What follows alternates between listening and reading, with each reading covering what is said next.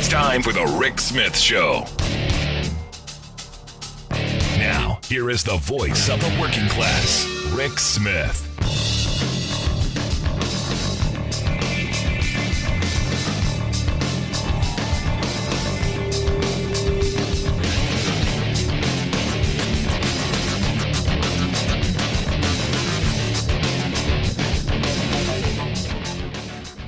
Now, here is Rick Smith. So of all the problems that they have in Arkansas, of all the insanity that's been going on, all of the assaults on child labor, all of the assaults on the education system, all of the billions of dollars that they've had in the way to Education Incorporated, all the kids are going to be put back into long-hour, dangerous work jobs. Nobody seems to care about that, but Podium Gate. And look, the argument over, is it a lectern or is it a podium? Inquiring minds want to know. And here to share some thoughts on, is it a lectern or is it a podium? And do we care? I've asked our good friend Pete Dominic to share some thoughts and help us work through and get to the other side of Podium Gate. Pete is a stand-up comic and host of Stand Up with Pete Dominic. You can find that at standupwithpetedominic.com. Pete, thanks for taking time for us. Always make time for you, Rick. I'm so happy to see you and all of your beauty. Are you still doing the modeling thing just on the side as a side hustle? Oh, yeah. Yeah, like I belong on TV. Me too. Mostly hands. Mostly I model my hands. I just heard about this story with Sarah Huckabee. Sarah, I mean, first of all, it's a podium. Podium Gate. Who uses the word lectern? But apparently her podium cost $19,000. $19,000 for a podium. And I don't understand what that means. What can it do for you at that? I suppose it obviously goes up and down with the button. Maybe it's got some other electronics in it. But other than that, I mean, if the podium doesn't make sweet love to you or have $18,000 in it, then why is it $19,000? I can't. And furthermore, the idea that Republicans actually care about government spending has always been a canard. It's always been something that Republican politicians have tried to make conservative voters and folks believe, but it's not true. When they get in power, they waste all kinds of money. Didn't you see the last GOP debate? Tim Scott and his old friend Nikki Haley, both from South Carolina, they're arguing about curtains. Did you pay for those curtains or not? I mean, of course they did. They buy stuff just like any other person in office. And Sarah Huckabee Sanders, of course, is the daughter of the former governor. Now she herself, the governor, she knows her way around the governor's mansion. She should know her way around making mistakes like this. $19,000 taxpayer expenditure for a podium that doesn't, from what I can tell, make love to you or have $18,000. Or vibrate. I was thinking maybe it vibrated. Yeah, well, I mean, even that wouldn't cause it to be that much money. And I was thinking like an AI vibrating screen kind of thing like that. Well, because look, for $19,000 in Sarah Huckabee Sanders is not enough money. No, it's crazy. By the way, I think the most important thing here is that Sarah Huckabee Sanders is the governor of Arkansas. I think that's the most important thing. It's hard to believe that you could succeed after what she has done and seen and been. But, I guess Arkansas, the standard is a bit different. More importantly, when you sit here and scream about how you don't want politicians in charge or you don't want people that are legacy politicians. First of all, Sarah Huckabee Sanders' dad is Mike Huckabee. Matt Gaetz' dad in Florida was a well-known state senator for years. I mean, talk about the swamp. It doesn't get any swampier than a politician's kid, Republican or Democrat. I'm not saying they're all bad, but they usually are, and you certainly know how they got there. But lastly, you can't pass yourself off as somehow from being an outsider when you're the daughter of, the son of. It's just preposterous. Yeah, but here's the thing. This is what gets me, and this is where I'm struggling. Because look, I get $19,000 no bid contractor. I get a $19,000 thing you stand behind while you give bad news. How come we're not upset about the bad news though? I mean, if I'm living in Arkansas, I'm furious about the amount of money that they handed out to charter schools and voucher schemes. I'm furious about what they've done to child labor laws. I'm furious about that stuff. But no, we're fed these trinket stories to get all worked up and all lathered up in the panties about. Well, listen, I don't know about your panties, and I don't want to think any more about them, but mine, this is where I do a live read. Folks, Pete Dominic's panties. I mean, I think that you mentioned feed, and I think that's important. I think that we all have a kind of a curated feed of news, and some things you see and some things you don't see. I didn't see this story about Sarah Huckabee Sanders until you just mentioned it here. And I think that's certainly true in all areas of people's political biases. You know, you see certain things. We live on Earth 1 and Earth 2, and it's so easy to say, how do you care about this but not that? A lot of times people say, well, I didn't know that was happening, but I still don't care about it because it's not on my team. It wasn't in my feed. And I think we all need to do better, work harder to kind of curate a less biased sources of information. I like to think that I do, but my consistency is outraged. If I don't like government spending, I don't like wasteful government spending. If I don't like it when one politician, appoints their son or daughter to office, I don't like it when another one does either. It's too much tribalism for me. I hate partisanship. I like to be a principled person. So if I care about the environment and I'm anti-pollution, well, I'm not going to support politicians no matter what their names are, no matter what their politics are, if they don't support those things. It's not that hard to be consistent with your principles. There you go. On point with Pete. There you go. I got to get your thoughts on. It's been a week now. We've had a week off from Congress. Been kind of like a congressional, Ferris Bueller. Not much getting done, but not much was going to get done anyway. I guess as we speak, they're still trying to figure out who the next speaker is or who's not going to be. Any thoughts on the charade that's happening? Well, I mean, I think the one direct effect is it's not good for the country. No, of course not. The obviously less important but still important thing, if you're a Democrat or a progressive, it's great for us. I think both in the short and long term. I don't know if you agree, but the more extreme the Republican Party gets, the better it is for anybody who's not a Republican. And I've watched this. I've covered Congress for over 10 years, and I'm old enough to remember when John Boehner was the Speaker of the House, and then Paul Ryan was the Speaker of the House, and the next Republican Speaker of the House, of course, is Kevin McCarthy. And each one of these speakers were more extreme than the last one, but the Republican Party as a whole has become a lot more extreme as Donald Trump is their president and Steve Bannon one of their de facto leaders. And I think that's important I think the context is, Rick, really important to talk about because it's not a new thing, and it certainly didn't start when Trump took office. I mean, Trump was at the White House Correspondents' Center in the audience when John Boehner was Speaker of the House. So, I mean, I think that people need to remember that this party has been going further and more extreme since Reagan was president when it comes to the idea of governing and governance. When Reagan said that government is not the solution but the problem, that was probably one of the most effective, succinct messages any politician had ever delivered. And ever since then, and even before then, but certainly ever since then, Republicans and folks on the right have become increasingly hostile towards any level of government, local, state, or federal, but especially against the United States Congress. And yet, when they take power, because when they take power, they do everything they can to handicap and destroy government. And at this point, they're total nihilists of their own party. And I think what is the phrase? The dog has caught the car. And that's as a result, of course, of the abortion issue. I think that there are a lot of people, especially women, who are not at all interested in politics. They're intimidated by it. They don't care about it. They don't think it affects them. But they do now because this affects women directly. And it's not something that you can forget about. It's not even like a school shooting where it happens, and if it didn't directly affect you, we forget about it until the next day when there's another one.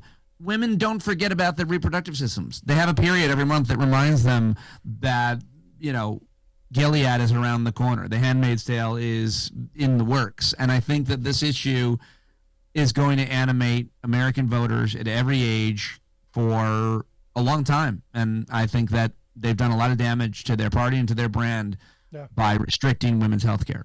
Since you brought up the abortion issue, I'm actually kind of surprised that there haven't been, in state houses across the country, any type of legislation to say, hey, look, yeah, we're going to make you have these kids, and we want you to have these kids, and here's help.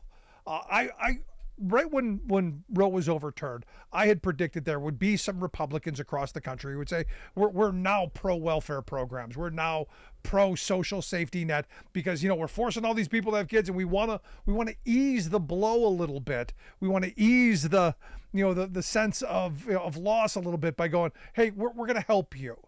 Well, But there has been none of that. There's been nothing. I've seen zip on that front. did you say you're surprised by that? A little bit, because or at least look. If I were advising them, I would go, look. If you want to tap this anger down, at least make you go, look. I'm pro-life, but we're going to help on a certain level. They've gone completely the other direction and maintain their assault on those programs, which is going to make it even harder for people that they're forcing to have children to raise those children. Well, I think that is, I'm completely unsurprised by it, because Republicans despise more than any other group poor people, including their own poor people who vote for them. And the people who are disproportionately affected by restrictions on women's health care, including, of course, abortion, are lower income folks. And they certainly don't care about them. And if you're still not convinced about that, the most important statistic, I would say, in political initiative as a result of the legislation passed during the pandemic, that Congress was able to pass a child tax credit which halved child poverty in America. It halved child poverty. It decreased child poverty by half. Yeah. And then it expired. They didn't renew it, and things got bad again for those families, for those kids. There are easy solutions to help folks that are living in poverty. And when we implement those solutions at the local, state, or federal level, they almost always work. This was working. It expired. It was not renewed. Those people are now living in poverty yet again.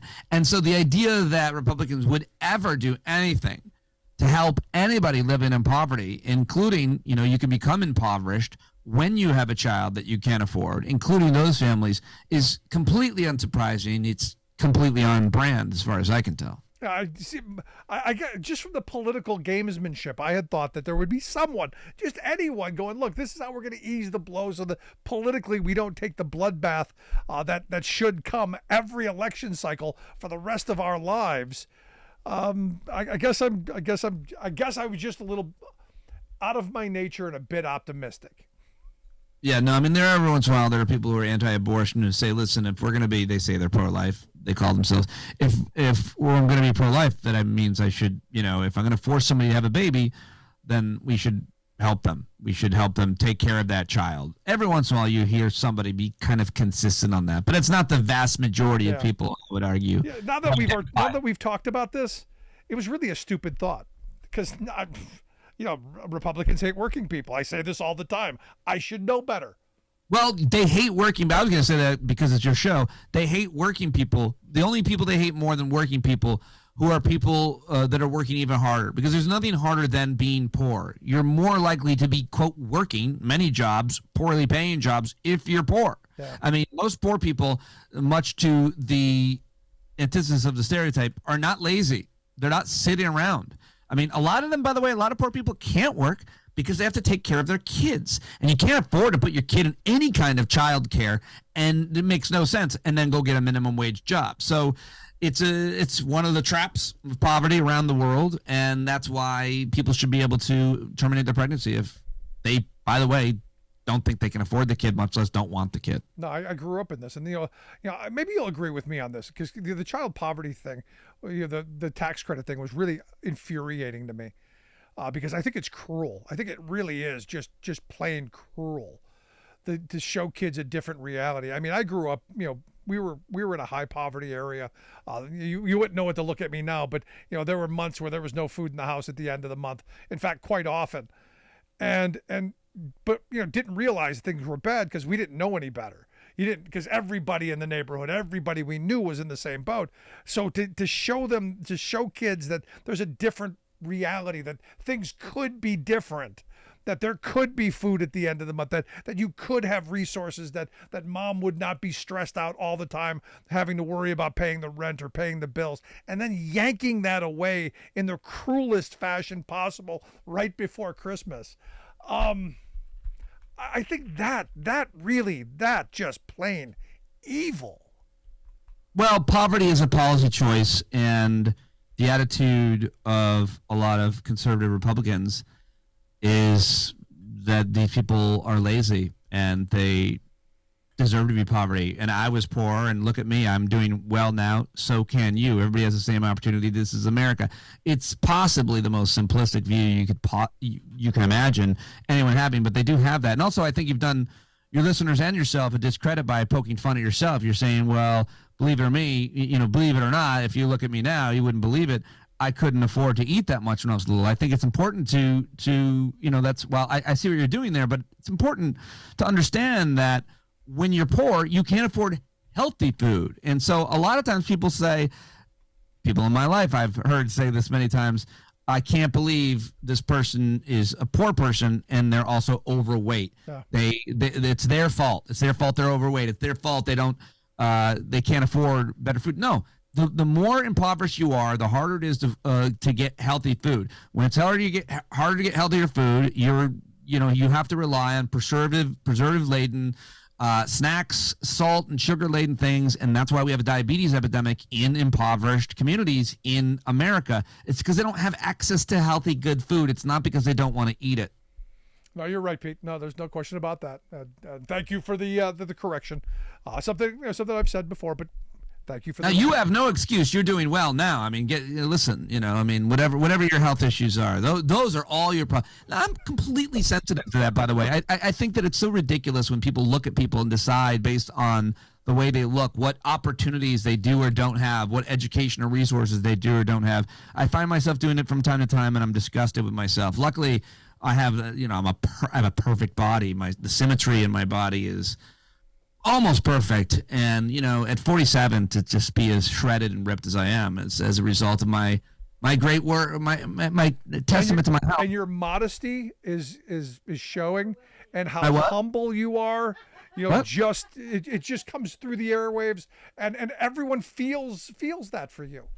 Well, I hear what you're saying, but if you saw like a full picture of me shirtless, I don't think modesty would be anywhere near the. Okay, all right, yeah. We're leaving that right where it's at. I'm just saying. You're just saying. You're listening to the Rick Smith Show. We're here with the perfect Adonis, Pete Dominick, stand-up comic, host of Stand Up with Pete. If you want to hear more of Stand Up with Pete Dominick, go to standupwithpetedominick.com. Find his podcast, fabulous stuff, and perfect body. Perfect. And if you want to know what I look like, because you're just listening, imagine Skeletor. Like, same head, same body. He was ripped. Oh, okay. Only with the, like Rambo with the Trump head on it. Is that what kind of? Fine. Yeah. Your listeners who watch Master of the Universe know exactly who I'm talking about. All right. Well, good for you. Good for you, Pete. Look, I give you credit. I'm hoping that someday I could be like Pete. Well, you'll still have hair. I don't know about that, but we'll see. Finally, I got to go back to the Congress thing. On a serious note, do we get a speaker? Sure. Yeah, I think they'll probably realize what they're up against. I think the situation in Israel and Palestine right now is creating more of a sense of urgency that they can't really screw around with this. You've got to take care of this very soon. I mean, they shouldn't have needed the horror in the Middle East, but I think they look even less serious if they can't come up with somebody. I mean, Kevin McCarthy's already saying, if I were in charge, everything would have been handled. But so, yeah. It happened, right? Right. I think they'll come up with somebody, but it's like, I don't think it'll be one of the people that we're talking about or one of the people that put their names forward, including Steve Scalise and Jim Jordan. I'm kind of hoping it is. I want Jim Jordan. Yeah, I want Jim Jordan. I wanted Trump, to be honest. Right. Yeah, that would be great. The more they get, fabulous. That'd be terrific. Better. I mean, one of the names. Listen, I know that a lot of Republicans are thinking about Jim Jordan. A lot of people are thinking about Steve Scalise. But I'll tell you, I think they should nominate either me or Thanos from the Avengers. I mean, we want somebody who can come in there and snap their fingers and get rid of half of humanity. That's what we're looking to do. It's either Thanos or me. And folks, listen, you should talking about bodies. Did you hear him? He talked about his body. He's worse than me. Yeah. Well, Said he's 215, man. 6'3", 215. Yeah, right, yeah. So I mean, I think it's gonna be someone that might be a little bit more moderate, a little bit more reasonable than your Jim Jordan or Steve Scalise or even Kevin McCarthy. That would be the surprise. I don't know who that consensus person would be. You would think they might want to choose someone who isn't a nihilist, who can get deals done to, say, keep the government open, because they're not actually going to pass legislation out of the House, then out of the Senate, and get it to the president's desk, because that's just very unlikely to happen in terms of any meaningful legislation. They might name a few post offices or keep the government open or pass a budget, but the idea that they're going to pass anything significant, I don't think anybody believes. No, there's nothing coming out of it. But I look at Scalise and Jordan, and I'm going, why these two idiots? I mean, I look at Jordan. I have no idea why Jordan would throw his name in the ring with all of his baggage with the Ohio State stuff. I hear there's some videos that just make him look really.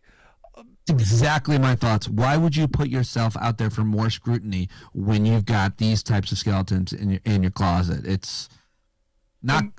That's exactly the thought I had. And not even in the closet, to be honest. Fair enough. Yeah, but I guess.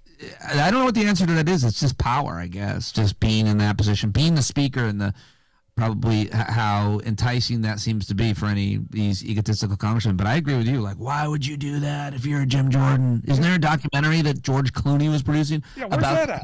Like, I don't know. I'm wondering. But aren't we all going to learn a whole lot more? I mean, if Jim, and furthermore, David Corn had a great piece about this in Mother Jones. He was one of the lead insurrectionists. Yeah. Election deniers. I mean, the idea Trump endorsed him. Right. The idea, while he works for Trump, he'll take Trump's orders, which is why Trump endorsed him too. But I mean, it's really crazy to imagine that this guy who played the role that he did in January 6th in the insurrection, in election denial, would be the Speaker of the House. That they would do that. That's tough to buy, but no, it's crazy. We've seen way crazier things. Yeah. But help me with this, if you would. Because I get Jim Jordan, I kind of do. He's an egomaniac. Trump. I'm sure the Trump world people were pushing him.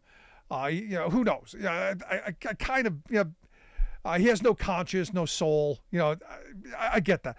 What the hell does "I'm David Duke without the baggage" mean? So Steve Scalise said at some point said that, right? You're talking about.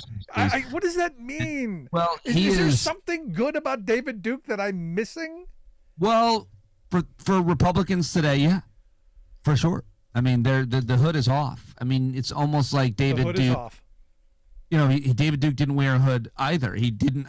But the idea, Scalise didn't identify as a Klan member or white supremacist, but he hung around with them for a long time, and they're both from Louisiana. They know each other, and I mean, there's a lot to be unpacked. If Steve Scalise puts his name forward, you can find a lot of pictures of him standing in front of Confederate flags and worse, saying things and supporting certain people. And when you're a Republican in Louisiana, you do have to curate the same people who subscribe to David Duke's newsletter for years. All right, well, we will see. But Pete, as always, I appreciate the time. Great stuff. I look forward to talking to you again. Thank you for having me, buddy. Always great to be here. Keep up the great work, Rick. Thank you. And it's always great to be in the presence of perfection. Thank you. Yes. You're still talking about me. Our good friend Pete Dominick. Again, check out the website, standupwithpetedominick.com. We'll get links out on social media. You can take a look at that. And you can see the perfect physique, the perfect bill of health, the perfect specimen of physicality that is Pete Dominick. And he's pretty funny too.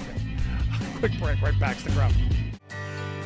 From the steel mills of Pennsylvania to the auto factories of Michigan to the modern makers movement, manufacturing makes our nation great. I'm Scott Paul, president of the Alliance for American Manufacturing. We bring business and labor together to advocate for policies that everyone can agree on. Together, we can strengthen manufacturing and create good-paying American jobs. Help us keep it made in America.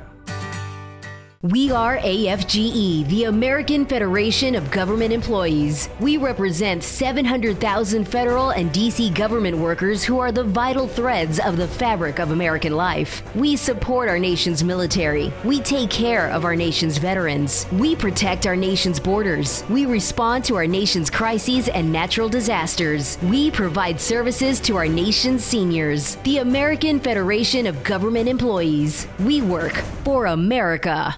The old factory towns in America's heartland have been taking a beating. Thing is, though, there's a light at the end of the tunnel. The new CHIPS bill that got passed will bring jobs back home and has already resulted in big announcements of major new factories opening. The American Recovery Package has allowed cities and counties to hire new police officers and firefighters and start rebuilding their communities again. We're finally turning things around after 40 years of screwing over working people. But will we keep moving in the right direction?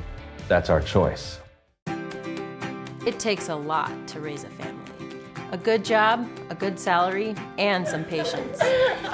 A lot of people my age are drowning in college debt. But I chose a different path. I'm a member of the IBEW, the International Brotherhood of Electrical Workers. I work hard for my job, and I love what I do. I had a lot of choices for my future, but I made the best choice for my family. IBEW, the right choice.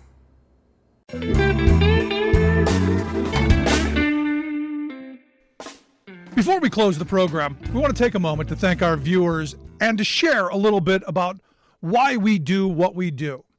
At the Rick Smith Show, we believe that media today is almost entirely controlled by corporate greed. So we have now 24-hour news channels. But instead of 24 hours of news, what we get is 1 hour repeated 24 times, and with tons of commercials creating obscene amounts of profits. Information once presented as a public service has now become a private commodity. So when lies make money, lies are what we get. We get a corporate-controlled rage machine feeding us anger and hate, trying to convince us that our problems are right-left or red-blue, when they are and always have been up-down, the wealthiest 1% versus the rest of us. Our goal is to be an alternative to that machine, not as a news show with a fancy journalist out front, but as a talk show run by a union truck driver and a team of working-class heroes just like you. Everything we do, both what we get right and what we get wrong, is dedicated to advancing the interests of America's working families. No corporate ad buys, no think tanks, no focus groups, no talking points. We are media by working people, for working people. Thanks for tuning in. We'll see you back here next time.